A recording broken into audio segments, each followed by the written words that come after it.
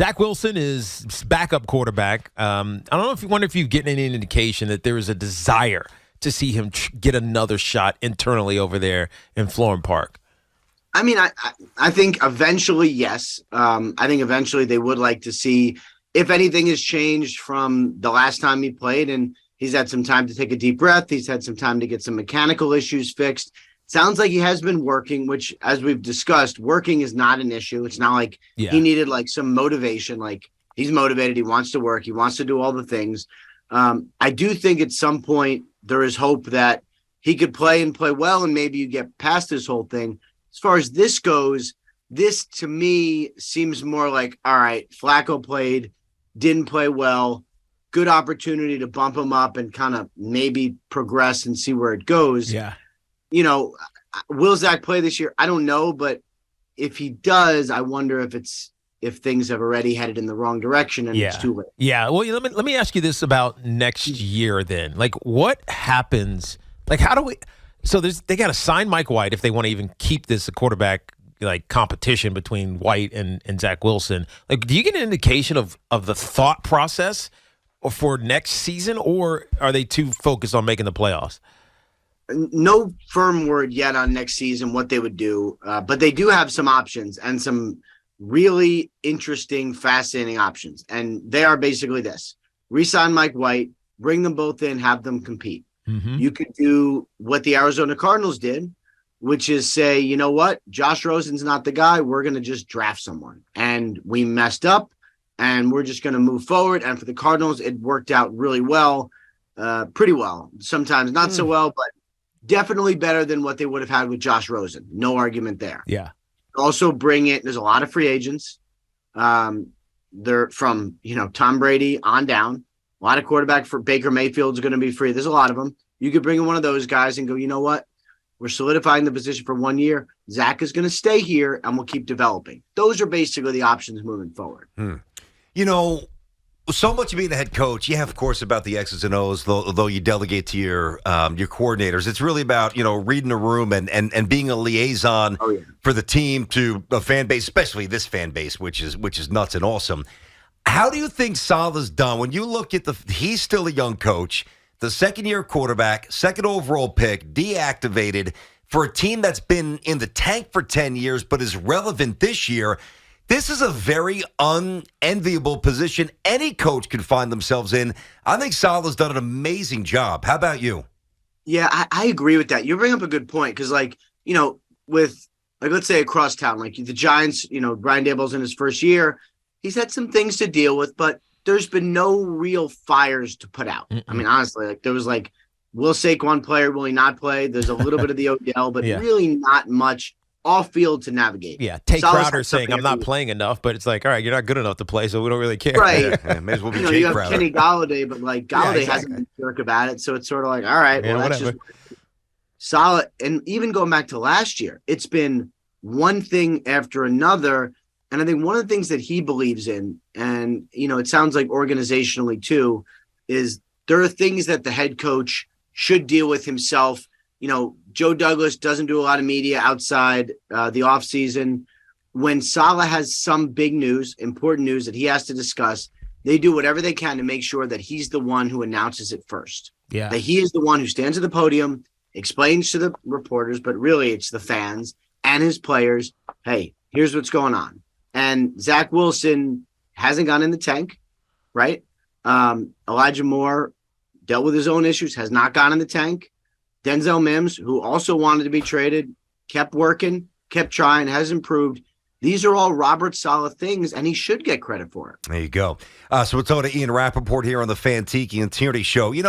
Let's get over to Danny Jones. You mentioned the Giants and Daboll, not many fires to put out. This is interesting because I think a lot of us assume, well, if the Giants want Jones back, and most of us assume that they will, that he's earned it, then Jones is coming back. But and that's probably the case. But I also think there's an assumption in that, maybe he gives the Giants a little bit of a hometown discount. I got news for you.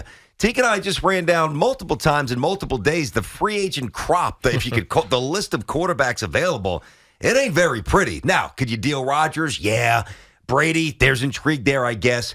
But what do you think the market will be for Jones? We anticipated maybe being a little bit higher than some others. How do you gauge that?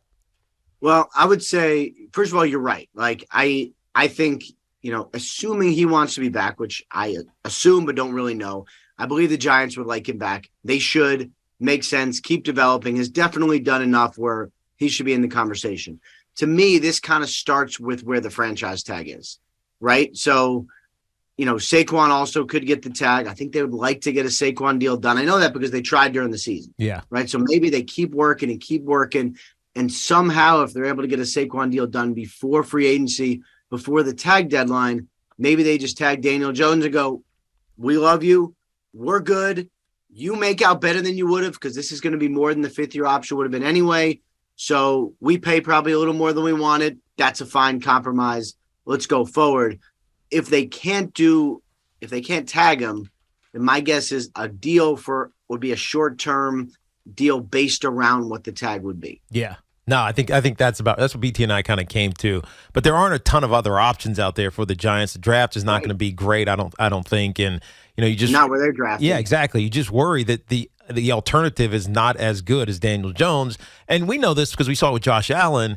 Daniel Jones in another year of Kafka and Daboll's system probably is going to take bigger strides, just like we saw Josh Allen take. I think that's what you want. That's what you sign him for, correct? That is a great point. And you're right. I mean, there's a lot of reasons why I think they would like to bring him back. One of the reasons is who is going to replace him and who is definitely going to be better. Like, there are quarterbacks who are familiar with the system and what they do, but like Trubisky's going to come in and be the starter. Like, I don't think so, So, I mean, who in Kansas City who's worked with Kafka, like really who is going to come in and be better? I don't know. Maybe, but I don't know. Yeah. So what you'd like is maybe he does a Josh Allen progression where like another year in the system, another year of really good teaching, and he obviously is a willing learner. And maybe he just slowly gets better where you're like, you know what, at some point, this is just our guy. Yeah. Outside of the Giants and the Jets for a second, I keep hearing these nuggets that Jeff Saturday wants to be the long-term coach of the Colts. Is there an indication that could actually happen? I'm sure that he wants it. I also it would be fun if I was a coach. No, it wouldn't actually be awful. You guys would be trashing me on the radio. Absolutely. Killing God, it. Rapoport, that guy used to come on our show. Nice guy. God, he sucks. Yes. I don't get the sense that he's going to get it, nor should he. Irsay was talking yesterday about the potential search, basically saying they're going to interview a lot of people, some we may not know. I would assume it's going to be really wide open and a little kind of like off the wall, but it should be a good enough job. They obviously need a quarterback. They have a pretty good defense. I would say they're going to have much better options than Jeff Saturday. Okay. All right. Geno for real? I mean, where are you at? I know you got to bounce pretty quickly here, but give us 30 seconds on this Geno Smith renaissance. We'll see him tonight. You buying in or not fully yet? I'm buying in. I've always thought ever since he played pretty well against the Raiders on the road. Remember they fired McAdoo the next day, but Geno played well. Yes. And had a chance to win, right? Yeah. I was like, I think this guy's not bad, and maybe I'm crazy. So I'm still in. He needs to play a little better, needs to protect the football. It is a tough task tonight. That defense is nasty. If they win tonight, then I think they're good. If they don't win tonight, they're going to have to really play their butts off the next 3 weeks. Because they have a top 5 pick in that trade with Russ. So Tiki and I were trying to figure out, do they stick with Geno or do they maybe take one of these young kids coming out of college and start over? Or both. Or both. Or tag Geno and take a court. Like they have free money to play with. Yeah. They got Russell Wilson money. That's right. Picks. It's great. They can do whatever they want. I got you.